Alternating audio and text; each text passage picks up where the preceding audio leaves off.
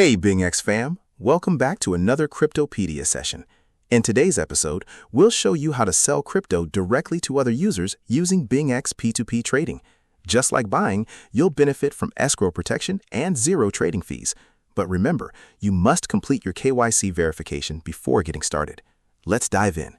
First, log in to the BingX app and from the homepage, tap on More.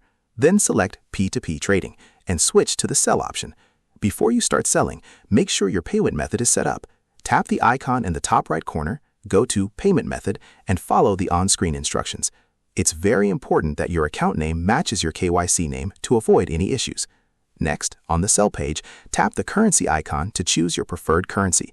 Enter the amount you want to sell and confirm it. You'll then see a list of available ads. Browse through them and select the one that fits your needs. Reconfirm the amount and click Sell with zero fee to place your order. Once the buyer makes the payment, check your account carefully to ensure the funds have arrived. Only after confirming the payment should you release the crypto. Never release it before verifying the money in your account, as this is crucial for your safety. If you ever need help, BingX customer support is available 24/7. Check the description for more details. And that's it. You're now ready to sell crypto using BingX P2P trading.